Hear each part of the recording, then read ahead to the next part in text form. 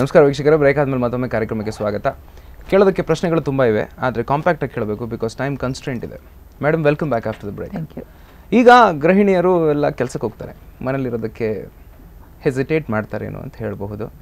ನೀವು ತುಂಬ ಬ್ಯುಸಿ ಇರ್ತೀರಿ, ನಿಮ್ಮ ಶೆಡ್ಯೂಲ್ ತುಂಬ ಬ್ಯುಸಿ ಇರುತ್ತೆ. ಆದರೆ ಇವತ್ತಿಗೂ ನಿಮ್ಮ ಮನೆಗೆ ಎಷ್ಟೇ ಮಂದಿ ಗೆಸ್ಟ್ಗಳು ಬಂದರೂ ನೀವೇ ಅಡುಗೆ ಮಾಡ್ತೀರಿ ಅನ್ನೋಂಥ ಮಾತನ್ನು ಕೇಳಿದ್ದೇವೆ. ಒಬ್ಬ ಅಪ್ಪಟ ಗೃಹಿಣಿಯಾಗಿ ಏನಂತೀರಾ? ಪಾರ್ಶಿಯಲಿ, ಭಾಗಶಃ ಹೌದು. ಯಾಕೆಂತಂದರೆ ನಾನು ಈ ಒಂದು ವಿಷಯದಲ್ಲಿ ತುಂಬ ಲಕ್ಕಿ. ನನ್ನ ಹತ್ರ ನನಗೆ ಮನೆಯಲ್ಲಿ ಹೆಲ್ಪಿಗೆ ಅಂತ ಇದ್ದವರು ವರ್ಷಗಟ್ಟಲೆ ನಿಲ್ತಾರೆ, ವರ್ಷಗಟ್ಟಲೆ. ಫಾರ್ ಎಕ್ಸಾಂಪಲ್, ನನ್ನ ಮನೆಯಲ್ಲಿ ಈಗ ನನಗೆ ಅಡಿಗೆಗೆ ಹೆಲ್ಪ್ ಮಾಡೋವಳು, ಅವ್ರು ಎಷ್ಟೋ ಜನ ಅಕ್ಕ ತಂಗಿಯರು, ಒಂದು 11 ಜನ ಅಕ್ಕ ತಂಗಿಯರು. ಅವ್ರು ಒಬ್ಬರಾದ ನಂತರ ಒಬ್ರು. ಇವತ್ತಿಗೂ ನನಗೆ ಬೇರೆಯವ್ರನ್ನ ಹುಡುಕೋ ಅಗತ್ಯವೇ ಬೀಳಲಿಲ್ಲ. ಈ ಒಂದು ವಿಧದಲ್ಲಿ ಒಂದು ಆಸ್ಪೆಕ್ಟ್ ತಗೊಂಡ್ರೆ ಐ ಆಮ್ ವೆರಿ ಲಕ್ಕಿ. ಅಡಿಗೆ ಮಾಡೋದು ನನ್ನ ಹವ್ಯಾಸ. ಹೊಸ ಡಿಶಸ್ ಮಾಡೋದು, ಅಡಿಗೆ ಮಾಡೋದು ನನ್ನ ಹವ್ಯಾಸ ಆದರೂ ಕೂಡ ಮಾಡುವ ಮೊದಲಿನ ತಯಾರಿ, ಮಾಡಿ ಮುಗಿಸಿದ ನಂತರದ ಕ್ಲೀನಿಂಗು ಇದೆಲ್ಲ ಅವ್ರು ಮಾಡ್ತಾರೆ. ಸೊ ಹಾಗಾಗಿ ಅಡಿಗೆ ಮಾಡ್ತೇನೆ. ಆದರೆ ಈ ಹೆಲ್ಪ್ ಇರೋದ್ರಿಂದ ನನಗೆ ಕಷ್ಟ ಅಂತ ಎಂದು ಅನ್ಸೋದಿಲ್ಲ. ಮಾತ್ರ ಅಲ್ಲ, ಯಾರಾದರೂ ಬರುವಾಗ ಅವರಿಗೆ ಇಷ್ಟವಾದ ಒಂದು ಪಾಕ ಮಾಡೋದು ಇಟ್ಸ್ ಎ ಪ್ಲೇಜರ್. ಹಾಗೆ ನನ್ನ ಮಕ್ಕಳಿಗೋಸ್ಕರ ಅಡಿಗೆ ಮಾಡೋದು ಕೂಡ ಬಹಳ ಖುಷಿಯ ವಿಷಯ ನನಗೆ. ಮೇಡಮ್, ಈಗಿನ ವೈಬ್ಸ್ ಬಗ್ಗೆ ಮಾತನಾಡೋಣ. ಈಗ ಇತ್ತೀಚೆಗೆ ಒಂದು 3-4 ತಿಂಗಳಲ್ಲಿ ನಮ್ಮ ದೇಶದಲ್ಲಿ ಹೊಸ ಸರ್ಕಾರ ಎಲ್ಲ ಬಂದ ನಂತರ ಕೆಲವು ವೈಬ್ಸ್ಗಳು ನಡೀತವೆ. ನಿಮಗೆ ಅದ್ರ ಬಗ್ಗೆ ತುಂಬ ಆಸಕ್ತಿ ಇದೆ. ಅದನ್ನು ನೀವು ಇನ್ಫಾರ್ಮಲ್ ಆಗಿ ಮಾತನಾಡ್ತಾ ನೀವು ಅದನ್ನು ತುಂಬ ಕಡೆಯಲ್ಲಿ ಪ್ರಸ್ತಾಪ ಮಾಡಿದ್ದೀರಿ. ಒಂದು ಏನು ಅಂತಂದರೆ ಅಬೌಟ್ ದ ಕ್ಲೆನ್ಲಿನೆಸ್. ಅದು ಕರೆಕ್ಟಾಗಿ ಈಗ ಎಲ್ಲ ಕಡೆಯಲ್ಲೂ ಒಂದು ಸ್ವಚ್ಛ ಭಾರತ ಅಭಿಯಾನ ಅಂತ ಮಾಡ್ತಾ ಇದ್ದೇವೆ. ಪ್ರಾಯಶಃ ಅದು ಬಂದ ನಂತರ ನನ್ನದೇ ಸ್ನೇಹಿತರ ಉದಾಹರಣೆಗಳನ್ನು ಕೊಡಬಲ್ಲೆ. ನಾವು ಮುಂಚೆ 8 ಚಾಕ್ಲೇಟ್ ತೆಗೆದು ಬಿಸಾಕ್ಬಿಡ್ತಿದ್ವಿ. ಈಗ ನಾವು ಅದನ್ನೇ ಪಾಕೆಟಲ್ಲಿ ಹಾಕುವಂಥ ಒಂದು ವಿನಯತೆ ತೋರಿಸ್ತಾ ಇದ್ದೇವೆ. About this Swachh Bharat Abhiyan are keeping our selves and our surroundings ಕ್ಲೀನ್ನ ಬಗ್ಗೆ ನೀವೇನಂತೀರಿ? ಇದು ಅತ್ಯಗತ್ಯ. ಯಾಕೆ ಅಂತಂದರೆ ಇದು ಖಾಲಿ ಹೊರಗಿನ ಕ್ಲೆನ್ಲಿನೆಸ್ ಮಾತ್ರ ಅಲ್ಲ, ಹೊರಗಿನ ಸ್ವಚ್ಛತೆ ನಮ್ಮ ಒಳಗಿನ ಸ್ವಚ್ಛತೆಯ ಪ್ರತೀಕ. ಎಲ್ಲಿ ಕೆಟ್ಟ ಮನಸ್ಸುಂಟೋ, ಎಲ್ಲಿ ಕ್ಲಟ್ಟರ್ಡ್ ಮನಸ್ಸುಂಟೋ, ಎಲ್ಲಿ ಕೊಳಕು ಮನಸ್ಸುಂಟೋ ಅಲ್ಲಿ ನಾವು ಕೊಳಕನ್ನೇ ಬೆಳೆಸ್ತೇವೆ. ಆದರೆ ಈ ಕೊಳಕು ಯಾಕೆ ಬಂತು ಅನ್ನೋದು ಬಹಳ ಇಂಟ್ರೆಸ್ಟಿಂಗ್ ವಿಷಯ. ಇದನ್ನು ತಿಳಿದುಕೊಳ್ಳದೆ ನಾವು ಸ್ವಚ್ಛತೆ ಹತ್ರ ಹೋಗ್ಲಿಕ್ಕೆ ಆಗುದಿಲ್ಲ. ನೋಡಿ, 2000 ವರ್ಷಗಳಿಂದ ಭಾರತ ಪರಕೀಯರ ಆಳ್ವಿಕೆಯಲ್ಲಿತ್ತು. ತುಂಬಾ ನೊಂದವು. ನಮ್ಮ ಸಂಪತ್ತನ್ನು ಕೊಳ್ಳೆ ಹೊಡ್ಕೊಂಡು ಹೋದ್ರು, ನಮ್ಮ ಹೆಂಗಸರನ್ನ ಹಾಳು ಮಾಡಿದ್ರು, ಬಹಳ ನೊಂದವು. ಈ 200 ವರ್ಷಗಳಲ್ಲಿ ಅಥವಾ ಅದಕ್ಕಿಂತ ಮುಂಚಿನ ಈ ಮೊಘಲರು ಆಳ್ತಾ ಇದ್ದ ಒಂದು ಪೀರಿಯಡ್ ಅಲ್ಲಿ ಭಾರತೀಯ ಎಚ್ಚೆತ್ತುಕೊಂಡ. ಸೊ ಆದ್ರೆ ಅವನಿಗೆ ಅಸಹಾಯಕ, ಆಳುವವ ಯಾವುದೇ ದಯದಾಕ್ಷಿಣ್ಯ ಇಲ್ಲದೆ ಕೊಂದೇ ಹಾಕ್ತಿದ್ದ. ಸೊ ನನ್ನ ಅಸಹಾಯಕತೆಯನ್ನ, ನನ್ನ ಕೋಪವನ್ನ, ಅವನು ಮಾಡ್ತಿರೋ ತಪ್ಪಿನ ಬಗ್ಗೆ ನನ್ನ ಆಕ್ರೋಶವನ್ನು ತಿಳಿಸೋದು ಹೇಗೆ? ಏನಿಲ್ಲ, ನನ್ನ ಮನೆಯ ಹೊರಗಡೆ ಪೂರ್ತಿ ನನ್ನ ಕಸ ಹಾಕೋದು. ನೀನು ಆಳುವವ, ನೀನು ಅದನ್ನು ತೆಗೆದು ಕ್ಲೀನ್ ಮಾಡು ಅಷ್ಟೇ. ಸೊ ಈ ಪದ್ಧತಿ ಬಂತು. ಅದಕ್ಕಿಂತ ಮುಂಚೆ ಎಲ್ಲಿಯೂ ನಾವು ಕಸ ಹಾಕ್ತಿರ್ಲಿಲ್ಲ. ಇದು ಬಹಳ ಇಂಟ್ರೆಸ್ಟಿಂಗ್ ಒಂದು ವಿಷಯ. ನಮ್ಮ ಮನೆಯ ಹಿಂದಿನ ತೋಟದಲ್ಲಿ ನಮ್ಮ ಮನೆಯ ಇದನ್ನು, ಅಂದ್ರೆ ಆವಾಗ ಪ್ಲಾಸ್ಟಿಕ್ ಎಲ್ಲ ಇರಲಿಲ್ಲ ಆಫ್ಕೋರ್ಸ್, ಹಾಕಿ ನಾವು ಅದನ್ನು ಗೊಬ್ಬರ ಮಾಡಿ ನಮ್ಮದೇ ತೆಂಗಿನ ಮರಕ್ಕೋ ನಮ್ದು ಇನ್ಯಾವುದು ಮರಕ್ಕೋ ಏನಕ್ಕೋ ಹಾಕಿ ಅದನ್ನು ಉಪಯೋಗಿಸ್ಕೊಳ್ತಾ ಇದ್ವಿ. ಈ ಕೋಪ ತೋರಿಸ್ಲಿಕ್ಕೆ ಶುರು ಆಯ್ತು ನೋಡಿ, ಎಲ್ಲರೂ ಕಸವನ್ನ ಹೊರಗೆ ಹಾಕೋದು. ನೀವು ಮಾಡಿ, ನೀವು ಸರ್ಕಾರ ಅಲ್ವಾ, ನೀವು ಕ್ಲೀನ್ ಮಾಡಿ ನಮ್ಮ ಕಸವನ್ನ. ಕಡೆಗೆ ಏನಾಯ್ತು, ಇದೊಂದು ಅಭ್ಯಾಸ ಆಯ್ತು. ಸ್ವಾತಂತ್ರ್ಯ ಬಂತು, ನಮ್ಮದೇ ಸರ್ಕಾರ ಬಂತು. ಆ ನಮ್ಮ ಸರ್ಕಾರ ಏನಾಯ್ತು ಅಂದ್ರೆ, ಸ್ವಾತಂತ್ರ್ಯ ಬರುವ ತನಕ ಜೀವನದಲ್ಲಿ ಭಾರತೀಯನಿಗೆ 100 ವರ್ಷಗಳ ಕಾಲ 1857 ಫಸ್ಟು ಸಿಪಾಯಿ ದಂಗೆ ಆದದ್ದು. ಪ್ರಥಮ ಸ್ವಾತಂತ್ರ್ಯ ಸಮರ. ಸಿಪಾಯಿ ದಂಗೆ ಅಂತ ಬ್ರಿಟಿಷ್ ಹೇಳೋದು, ಬಟ್ ಪ್ರಥಮ ಸ್ವಾತಂತ್ರ್ಯ ಸಮರ ಶುರು ಆದದ್ದು 1857. ಅಲ್ಲಿಂದ ಸುಮಾರು 90 ವರ್ಷಗಳ ಕಾಲ ನಡೆದ ಈ ಕ್ರಿಯೆಯಲ್ಲಿ ಇದೊಂದು ಅಭ್ಯಾಸವಾಗಿ ಹೋಯಿತು. ಅಲ್ಲಿ ತನಕ ಭಾರತೀಯನ ಜೀವನದ ಗುರಿ ಸ್ವಾತಂತ್ರ್ಯ ಬಂತು. ಸ್ವಾತಂತ್ರ್ಯ ಬಂದ ನಂತರ ಅವನಿಗೆ ಏನು ಮಾಡಬೇಕು ಗೊತ್ತಿಲ್ಲ. ಯಾಕೆಂದ್ರೆ 2000 ವರ್ಷಗಳಲ್ಲಿ ಅವನು ಆಳ್ವಿಕೆಯ ಸೂತ್ರಗಳನ್ನು ಮರ್ತು ಹೋಗಿದ್ದ. ಆಯ್ತಾ? ಸೊ ಇಲ್ಲಿ ಒಂದು ಅತಂತ್ರತೆ ಬಂತು ನಮಗೆ. ಆದರೆ ಆ ಸರ್ಕಾರ ನನ್ನದು, ಈ ದೇಶ ಈಗ ನನ್ನದು ಅನ್ನೋದು ಇನ್ನೂ ಕೂಡ ನಮ್ಮ ತಲೆಯಲ್ಲಿ ಇಳಿಲೇ ಇಲ್ಲ. ಹಿಂದೆ ಯಾವ ಅಭ್ಯಾಸ ಇತ್ತು ಅದನ್ನೇ ಮುಂದುವರಿಸ್ಕೊಂಡು ಹೋದ್ವಿ. ಆದರೆ ಇವತ್ತು ಖಾಲಿ ಮನೆಯ ಕಂಪೌಂಡಿನ ಒಳಗಿನ ಜಾಗ ನನ್ನದಲ್ಲ, ಅದರ ಹೊರಗಿನ ರಸ್ತೆ ಕೂಡ ನನ್ನದೇ. ಯಾಕೆ ಅಂತಂದರೆ ಈ ದೇಶದ ಒಂದೊಂದು ಇಂಚು ಪ್ರತಿಯೊಬ್ಬ ಭಾರತೀಯ ನಾಗರಿಕನದು. ಯಾಕೆಂದರೆ ಸರ್ಕಾರ ನನ್ನದು, ಈ ದೇಶ ನನ್ನದು.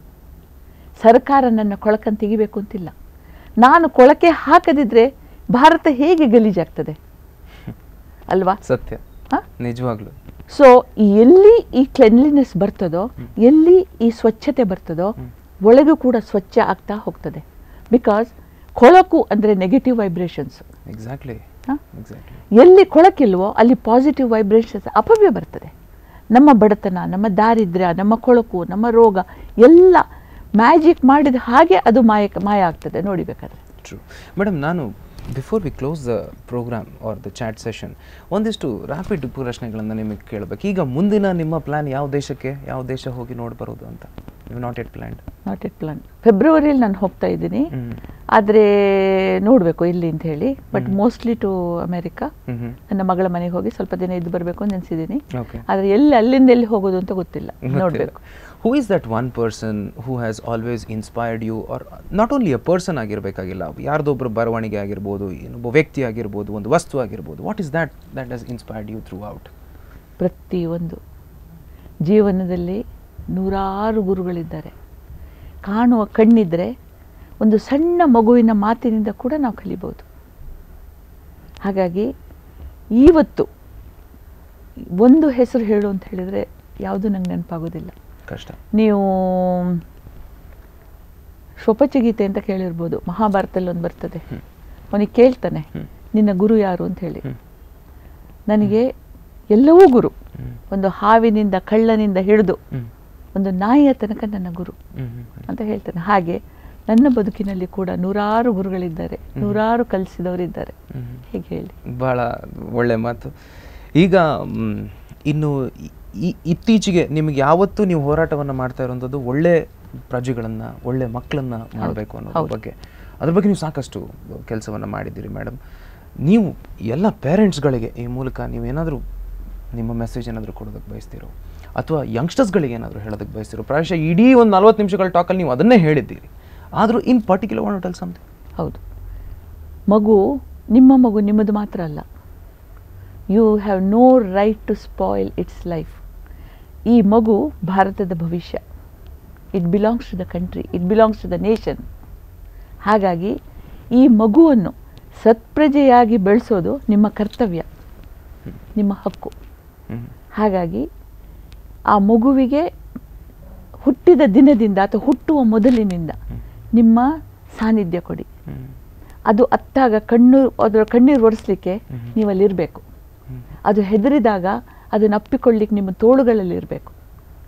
ಆಗ ಮಾತ್ರ ನಿಮಗೇನೂ ಗೊತ್ತಿಲ್ಲದಿದ್ರೂ ಪರವಾಗಿಲ್ಲ, ನೀವು ಅನ್ಎಜುಕೇಟೆಡ್ ಇರಲಿ, ನಿಮಗೆ ಬುದ್ಧಿ ಇಲ್ಲದೆ ಇರಲಿ, ಏನೇ ಇರಲಿ, ಆ ಮಗುವಿಗೆ ಬೇಕಾದಾಗ ನಿಮ್ಮ 2 ತೋಳುಗಳು ತೆರೆದುಕೊಂಡಿದ್ದರೆ ಆ ಮಗು ಸತ್ಪ್ರಜೆ ಆಗ್ತದೆ. ಅದಕ್ಕಿಂತ ದೊಡ್ಡದು ಏನು ಬೇಡ. ಯಾಕೆಂದರೆ ಪ್ರೀತಿ ಮಾಡೋದು ಹೇಗೆ ಅನ್ನೋದನ್ನು ಈ 2 ತೋಳುಗಳು ಅದಕ್ಕೆ ಕಲಿಸ್ತವೆ. Yes, before we close, one last question. ಏನು ಬದುಕಂದ್ರೆ? ಬದುಕಕ್ಕೊಂದು ವ್ಯಾಖ್ಯಾನ ಇಲ್ಲ. ನೀವು ಹೇಗೆ ಕಟ್ಟುತ್ತೀರೋ ಅದು ಬದುಕು. ನೀವೇನಾಗಬೇಕು ಅಂತ ಬಯಸ್ತೀರೋ, ದೃಢ ನಿಶ್ಚಯ ಮಾಡ್ತೀರೋ, ಅದೇ ಬದುಕು. ಒಬ್ಬೊಬ್ಬರ ಬದುಕು ಒಂದೊಂದು ಥರ ಅಂತ ಹೇಳ್ತೇವಲ್ಲ, ಅದು ನಮ್ಮ ಇಚ್ಛಾಶಕ್ತಿಯಿಂದ ನಾವೇ ಸೃಷ್ಟಿಸಿಕೊಂಡ ಒಂದು ಮಾಯಾಜಾಲ. ಅದನ್ನು ಯಾವ ನಿಮಿಷಕ್ಕೂ ಕೂಡ ನಿಮಗೆ ಬೇಕಾದ ಹಾಗೆ ಬದಲಾಯಿಸುವ ತಾಕತ್ತು ನಿಮಗಿದೆ. Only you have to make up your mind. ನಿಮ್ಮ ಇಚ್ಛಾಶಕ್ತಿ ನಿಮ್ಮ ಬದುಕು. ಹಾಗಾದರೆ ಇಚ್ಛಾಶಕ್ತಿಯೇ ಬದುಕು ಅಂತ ಹೇಳ್ಬೋದೇನೋ? ಹೌದು, ನಿಮ್ಮ ಇಚ್ಛಾಶಕ್ತಿಯೇ ನಿಮ್ಮ ಬದುಕು. ಯಾಕೆಂತಂದರೆ ನಿಮಗೆ ಏನು ಬೇಕು ಅನ್ನೋದನ್ನು ನೀವು ಅದನ್ನು ಗುರುತಿಸಿ, ಅದನ್ನು ನಿಮ್ಮ ಸುಪ್ತ ಪ್ರಜ್ಞೆಯ ಮೂಲಕ ಇದನ್ನು ಸಾಧಿಸ್ತೇನೆ, ಇದು ನನಗೆ ಬೇಕೇ ಬೇಕು ಅನ್ನುವ ನಿಶ್ಚಯ ಮಾಡಿದಾಗ, ಅದು ಒಳ್ಳೆಯ ನಿಶ್ಚಯ ಆಗಿದ್ರೆ, ಅದು ಸಮಾಜಮುಖಿಯಾಗಿದ್ದರೆ, ಅದಕ್ಕೆ 4 ಕಡೆಗಳಿಂದಲೂ ದೇವತೆಗಳು ಅಸ್ತು ಅಂತ ಹೇಳ್ತಾರೆ ಅನ್ನುವ ಮಾತಿದೆ. ಬಹಳ ಅದ್ಭುತವಾದಂಥ ಮಾತನ್ನು ಹೇಳಿದರು madam thank you so much. ನಿಮ್ಮ ಬಿಡುವಿಲ್ಲದ ಚಟುವಟಿಕೆ ನಡುವೆ ಕೂಡ ಇಲ್ಲಿ ಬಂದು 1 ಗಂಟೆ ನಮ್ಮ ಜೊತೆ ಸ್ಪೇರ್ ಮಾಡಿದಿರಿ, ನಿಮ್ಮೆಲ್ಲ ಥಾಟ್ಸ್ಗಳನ್ನು ಶೇರ್ ಮಾಡ್ಕೊಂಡಿದ್ದೀರಿ. Basically I am sure that ತುಂಬ ಮಂದಿಗೆ ಇದು ಇನ್ಸ್ಪೈರ್ ಆಗಿದೆ. ಅದೇ ನಮ್ಮ ಈ ಕಾರ್ಯಕ್ರಮದ ಉದ್ದೇಶ ಕೂಡ. Thank you so much. ನನ್ನನ್ನು ಕರೆದು ಒತ್ತಾಯದಿಂದ ಕರೆದು ಇಲ್ದರೆ ಬರ್ಲಿಕ್ಕೆ ಆಗ್ತಿರ್ಲಿಲ್ಲ, ನನ್ನ ಕೈಯಲ್ಲಿ ಮಾತಾಡಿಸಿದ್ರಿ. Thank you so much. ನಿಮಗೆ ಹಿತ ಅನಿಸಿದ್ರೆ ತಗೊಳ್ಳಿ, ಖಂಡಿತವಾಗಿಯೂ ಹಿತವೇ ಅನಿಸಿಬಿಟ್ಟಿದೆ. ಎಲ್ಲರಿಗೆ ನಮಸ್ಕಾರ ಮತ್ತು ಕ್ರಿಸ್ಮಸ್ ಮತ್ತು ಹೊಸ ವರ್ಷದ ಹಾರ್ದಿಕ ಶುಭಾಶಯಗಳು. Well in advance. Thank you so much. Yes ವೀಕ್ಷಕರೇ, ಇದು ಈ ಹೊತ್ತಿನ ವಿಶೇಷ. ನಾವು ಈ ಕಡೆ ಬರೋಣ. ಮೇಡಮ್ ಅವರು ಮನ್ಸು ಬಿಚ್ಚಿ ಮಾತನಾಡಿದ್ದಾರೆ. ಅವರ ಟ್ರಾವೆಲ್ನ ಬಗ್ಗೆ ಆಗಿರ್ಬೋದು, ಮತ್ತು ಅವರಿಗೆ ಆಸಕ್ತಿ ಇರುವಂಥ ಕ್ಷೇತ್ರ ಮಕ್ಕಳ ಬಗ್ಗೆ ಆಗಿರ್ಬೋದು, ಮಕ್ಕಳನ್ನು ಸತ್ಪ್ರಜೆಗಳಾಗಿ ಮಾಡುವಂಥ ವಿಚಾರವಾಗಿರ್ಬೋದು, ಸ್ವಚ್ಛತೆಯ ಬಗ್ಗೆ ಆಗಿರಬಹುದು, ಇನ್ನೂ ಸಾಕಷ್ಟು ವಿಷಯಗಳ ಬಗ್ಗೆ ಅವ್ರು ಹೇಳಿದರು. ಪ್ರಾಬಬ್ಲಿ ಒಂದೊಂದು ಮಾತಲ್ಲೂ ಕೂಡ ಒಂದೊಂದು 10 ಮೆಸೇಜನ್ನು ಹಿಡ್ಕೊಂಡ್ರು ಕೂಡ ಈ 1 ಗಂಟೆ ಕಾರ್ಯಕ್ರಮ ನಿಮ್ಮೆಲ್ಲರಿಗೂ ನಾವು ತಲುಪಿಸೋದು ಸಾರ್ಥಕ ಅಂತ ಅನ್ಸ್ಕೊಂಡಿದ್ದೇವೆ. Thank you very much for watching. ನಿಮ್ಮೂರಿನ ನಿರಂತರ ಸುದ್ದಿ ಮತ್ತು ಮನೋರಂಜನೆಗೆ ನೀವು ನೋಡ್ತಾನೇ ಇರಿ ಸ್ಪಂದನ. ನಮಸ್ಕಾರ.